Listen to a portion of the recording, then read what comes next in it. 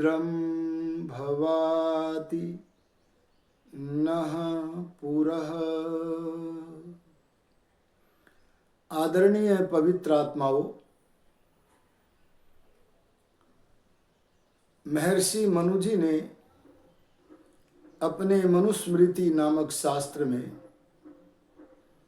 एक श्लोक के द्वारा धर्म के 10 लक्षणों का वर्णन किया है। उन धर्म के 10 लक्षणों में तीसरा लक्षण है दम और छठा लक्षण है इंद्रिय निग्रह। दम का अर्थ है मनसोवृत्ति निग्रह दमः। मन की वृत्तियों का नियंत्रण करना दम कहलाता है।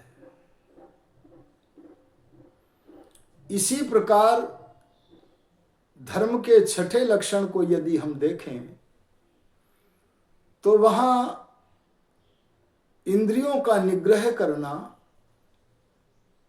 इंद्रिय 5 ज्ञानेंद्रियां होती हैं, 5 कर्मेंद्रियां होती हैं और 11वां मन भी इंद्रिय है।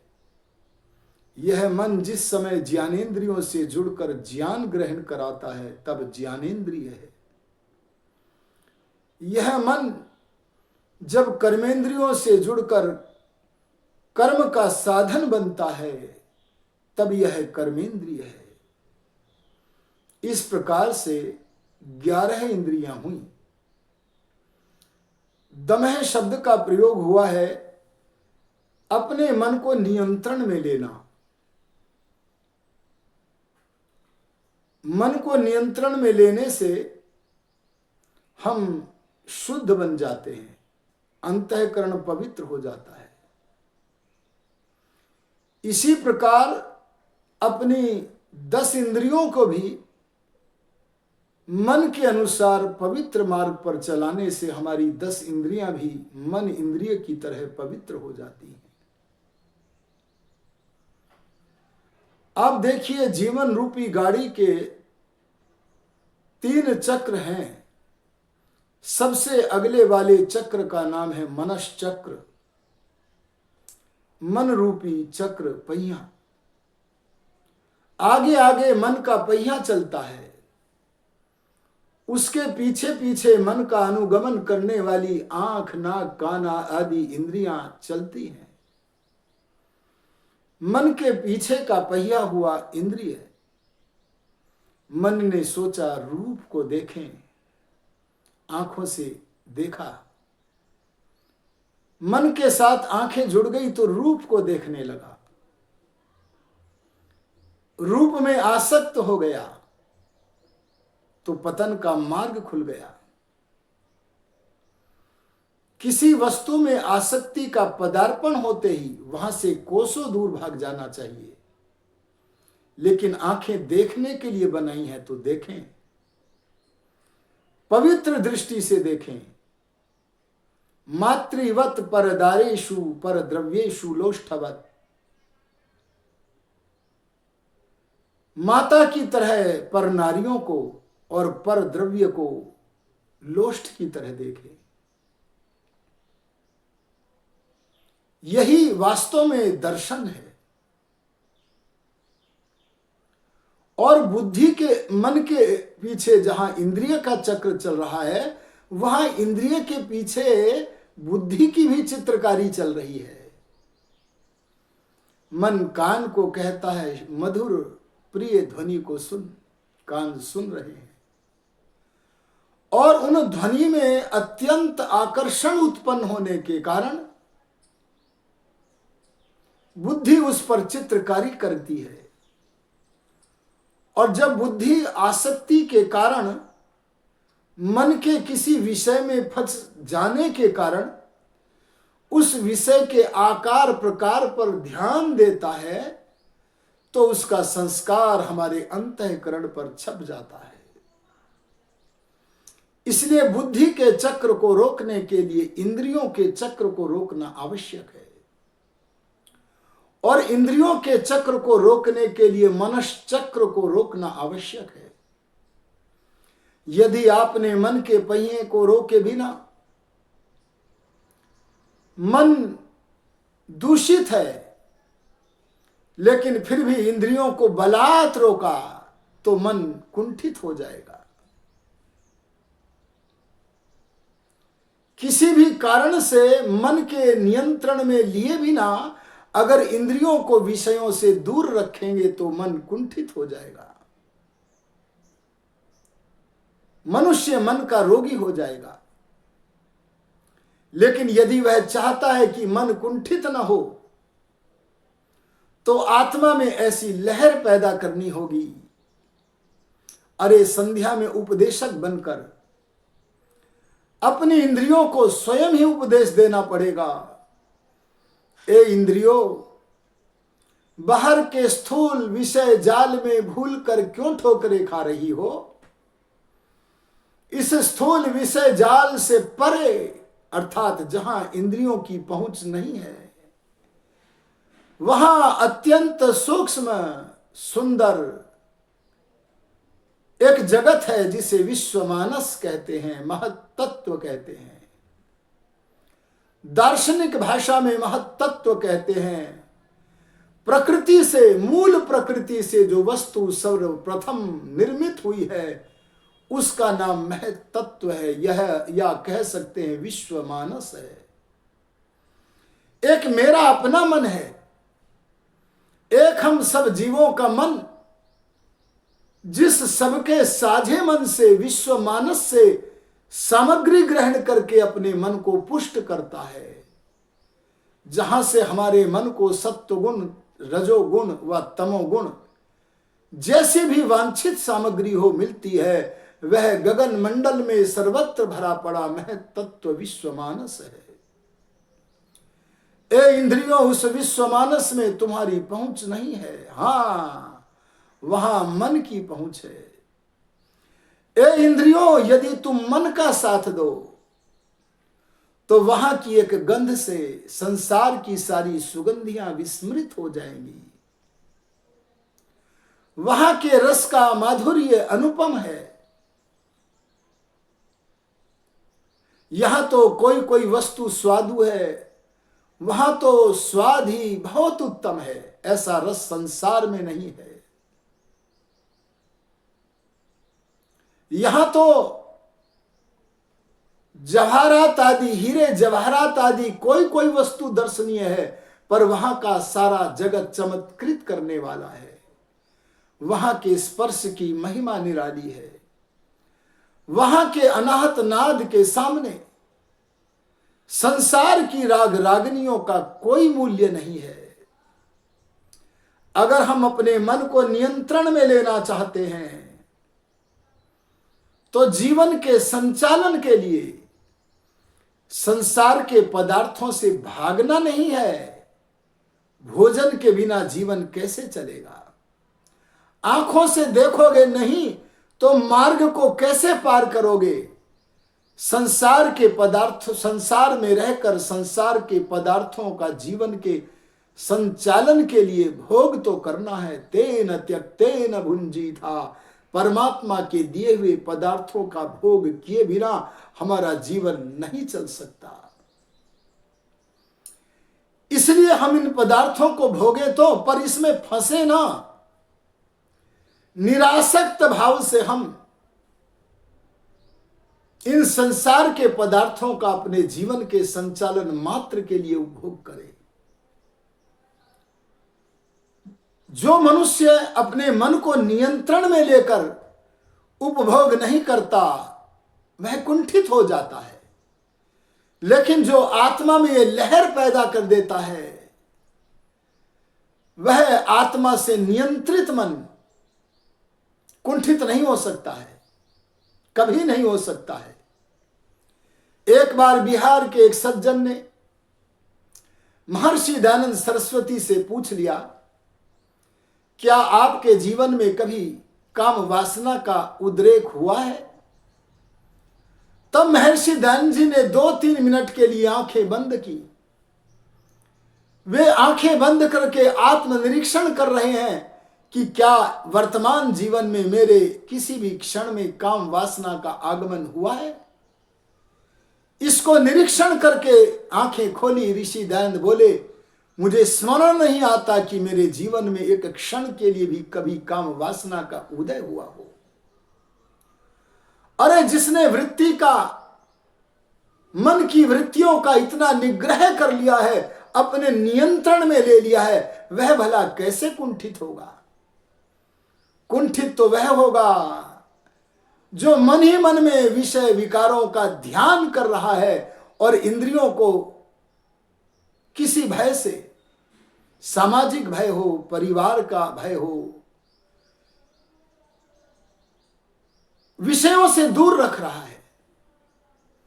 ऐसा व्यक्ति ही कुंठित होगा। इसलिए हमें सबसे पहले अपने मनस चक्र को रोकना होगा, आत्मा में लहर पैदा करके।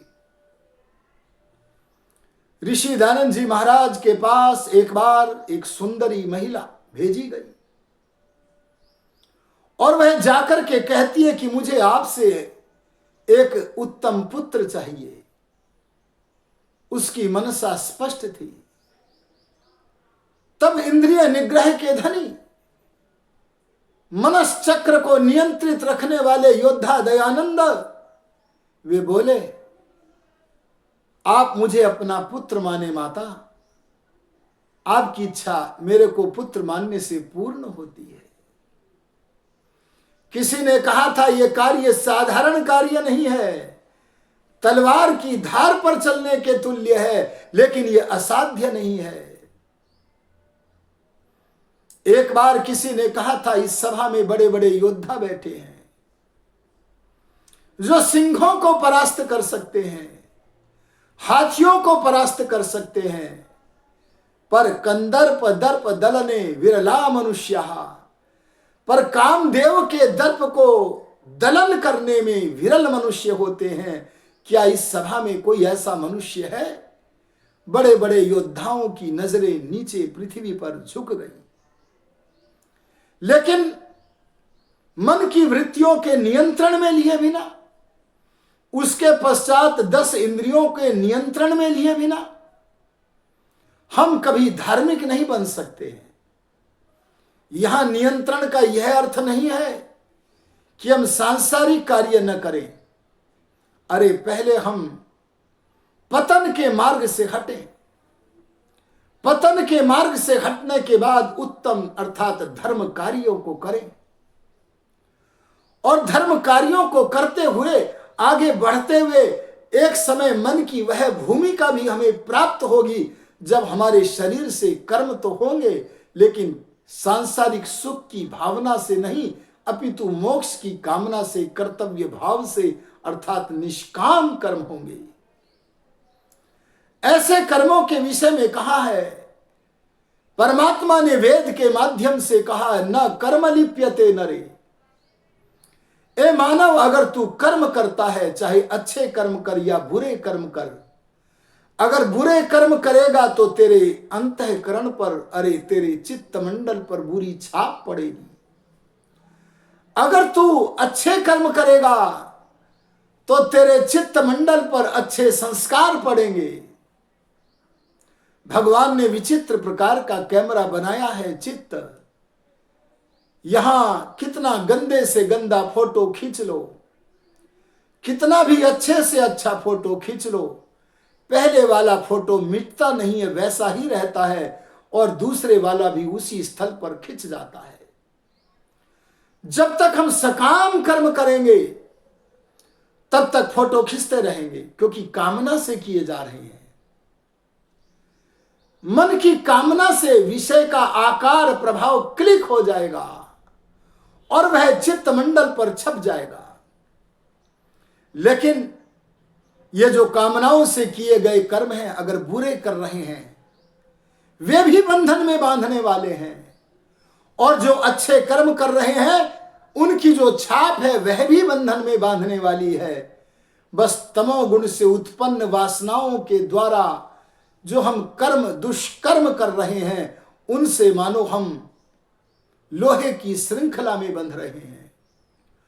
और यदि हम उत्तम कर्म कर रहे हैं, है तो वह भी श्रृंखला, पर वह लोहे की नहीं स्वर्ण की श्रृंखला है। लेकिन इन श्रृंखलाओं के अर्थात बंधन के अर्थात जन्म मरण के बंधन से ऊपर उठकर अगर हमें मुक्ति की ओर पदार्पण करना है तो हमें कृष्ण महाराज की तरह, महर्षि दयानंद की तरह कर्म तो करने हैं। अगर हम कर्म नहीं करेंगे तो हमें देख करके लोग, अच्छे लोग भी कर्म करना बंद कर देंगे। अगर हम विदेह की स्थिति में आ जाएंगे तब भी कर्म करेंगे, क्योंकि यह कर्म क्षेत्र है। पर तब हम केवल ईश्वर की प्राप्ति की भावना को लेकर के, सांसारिक सुखों की कामना को लेकर के कोई कर्म नहीं करेंगे। ये भूमिका मन की ऊंची भूमिका है। लेकिन अभी तो हम इतना ही कह रहे हैं, इंद्रिय निग्रह और दम शब्द के द्वारा, कि हम अपने मनस चक्र को नियंत्रण में ले लें, 10 इंद्रियों को भी नियंत्रण में ले लें। ऐसा करने से हमारा कल्याण का मार्ग खुलेगा। आप देखिएगा आगे जाकर के कितनी भूमिका बनती है। महर्षि दयानंद जी महाराज को एक व्यक्ति प्रलोभन देता है, एक मठाधीश प्रलोभन देता है कि आप मेरे शिष्य बन जाओ और मेरे उत्तराधिकारी इस मठ के स्वामी बन जाओ, महंत बन जाओ। इसकी प्रतिदिन की आय बहुत बड़ी है। आहा, तब भगवान की आज्ञा में रहने वाले, अपने मन को नियम में, आत्मा के अपने नियम में रखने वाले दयानंद बोले, भगवान की प्रीति में के वश में होकर के बोले, मुझे यह वस्तु नहीं चाहिए, मैं इस वस्तु को ढूंढने नहीं गया। जितनी वस्तु का प्रलोभन आप देते हैं उससे अधिक धन तो मैं अपने पिता का छोड़ करके आया हूं। तब उस महंत ने पूछ लिया, आप किसकी खोज में घूम रहे हैं? तब ऋषि दयानंद कहते हैं, मैं चाहता हूं सांसारिक धन मेरे चरणों में आए और मैं उस सांसारिक धन को ठुकराऊं और हर समय भगवान के प्रेम में लगा हुआ उसके ध्यान में पगा रहूं, ये चाहता हूं। ऐसे चाहने वाला व्यक्ति जिसके भीतर ये भावना मन में बैठ गई है, उसके लिए मन के रोकने का, मन को नियम में रखने का काम कठिन नहीं है। लेकिन जो मन से विषयों का चिंतन करता है, रूप का, रस का, गंध का, तमाम नाना विचारों का, विकारों का चिंतन करता है और मन के अतिरिक्त जो इंद्रियां हैं उनको रोकता है, पर मन को नहीं रोक पाता है, क्योंकि मन में तो विकार है। ऐसे विकारित मन के रहते हुए व्यक्ति वह कुंठित हो जाता है। इसलिए आवश्यकता इस बात की पड़ती है कि हमें मन को रोके बिना इंद्रियों को रोकने का जो मिथ्याचार है वह नहीं करना है।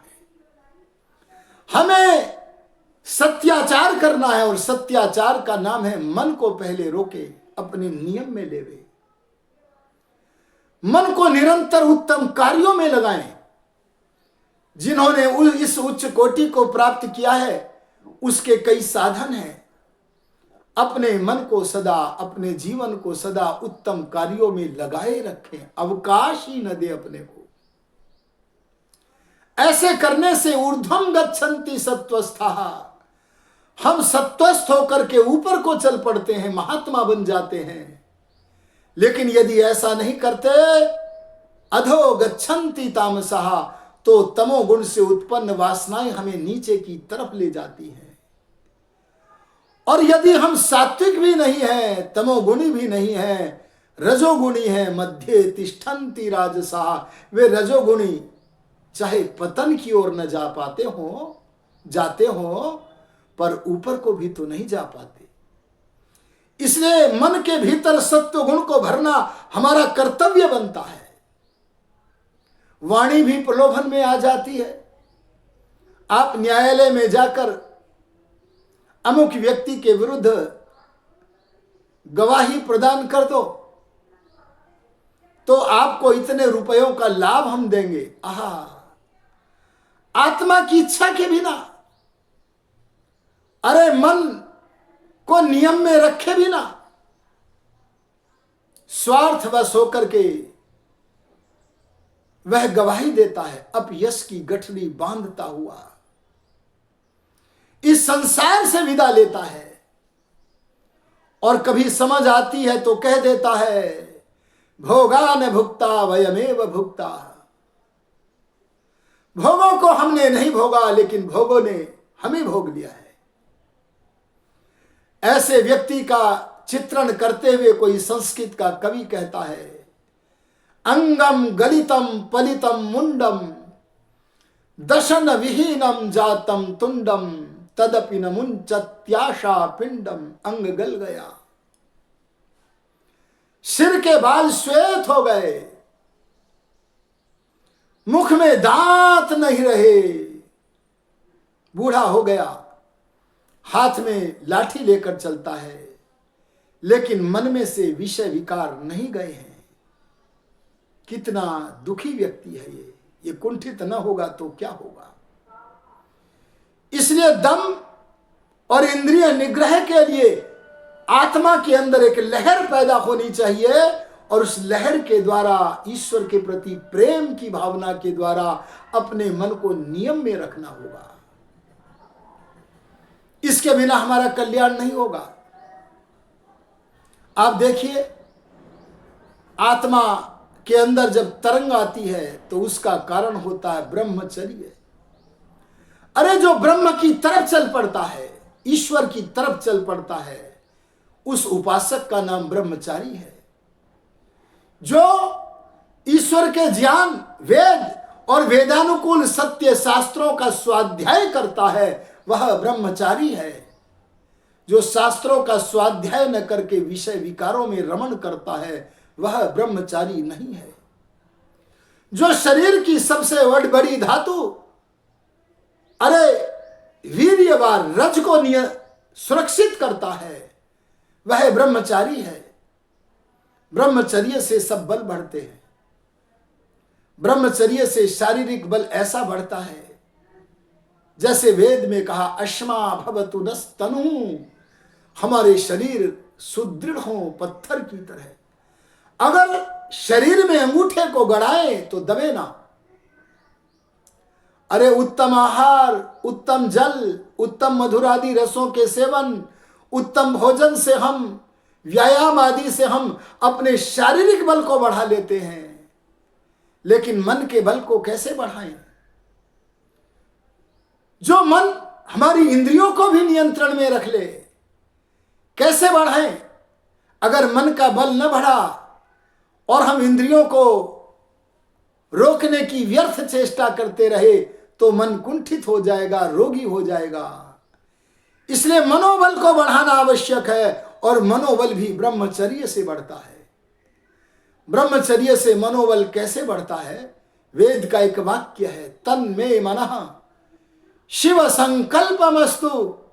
जैसे फलों को खाने से, अरे जैसे बादाम आदि पुष्टि कारक बलवर्धक पदार्थों के खाने से शारीरिक बल बढ़ता है, ऐसे मन को अगर हम वेदादि सत्य शास्त्रों के प्रचार जैसे जो कल्याणकारी विचार हैं, उन शुभ विचारों को मन में प्रवेश करा दें तो हमारा मनोबल बढ़ता है। और अगर कल्याणकारी विचार नहीं है तो कोई भी हम धर्म को धारण करने का जब निर्णय करते हैं तो उस पर स्थिर नहीं रह पाते, और बाद में कहा करते क्या करें, हमारे मन की निर्बलता हमें धर्म पर टिकने नहीं देती। इसलिए शिव संकल्प को मन में प्रवेश करा के अपने मनोबल को बढ़ाओ, और मन भी हमारे नियम में रहे, इसके लिए आत्मा को बलवान बनाओ। आत्मिक बल कैसे बढ़ता है? ब्रह्मचर्य के द्वारा। यहां ब्रह्म नाम है परमेश्वर का, जिसका मुख्य निज नाम सर्वोत्तम नाम ओम है। आत्मिक बल को बढ़ाने का अभिलाषी योगी मनुष्य हर समय भगवान के ज्ञान में पगा रहता है, भगवान का ज्ञान प्राप्त करके अपने बल को बढ़ाता है। अरे आत्मिक बल को बढ़ाता है। ब्रह्म के ज्ञान से आत्मिक बल बढ़ता है। अरे ब्रह्म के ज्ञान से अपने ज्ञान को समृद्ध करता है। इसलिए ध्यान देना, ये ब्रह्मचर्य रूप एक ऐसा अमोघ औषध है। इससे मन का निग्रह भी होगा, शेष 10 इंद्रियों का भी निग्रह होगा। यदि यह हो जाए तो फिर संसार के बड़ा सा बड़ा प्रलोभन भी हमें अपने कर्तव्य मार्ग से नहीं डिगा सकता है। आओ धार्मिक बनने के लिए दमः अर्थात मनसो इंद्रिय निग्रह दमः, मन की वृत्तियों का हम निग्रह करें और इंद्रियों की का भी हम निग्रह करें, तब जाकर के धार्मिकता हमारे चरणों में होगी, हमारा जीवन धर्मपूर्ण होगा, हम धर्म मूर्ति बन सकेंगे। इस समय धर्म के दमः और इंद्रिय निग्रह, इन 2 लक्षणों पर कुछ विचार व्यक्त करते हुए अपनी वाणी को पूर्ण करता हूं। और यदि आपको इस सुखमग्न वैदिक संस्थान यूट्यूब चैनल के विचार सनातन लग रहे हों, सत्य लग रहे हों, कल्याणकारी लग रहे हों, मधुर व प्रिय लग रहे हों, तो इसे सब्सक्राइब करें और आपको इस चैनल पर आने वाले प्रवचनों का नोटिफिकेशन मिल जाया करे। इसके लिए उसके समीप में लगे हुए बेल आइकॉन की घंटी भी दबा दें। इसी कथन के साथ वाणी को पुनः विरमित करता हूँ। ओम शम।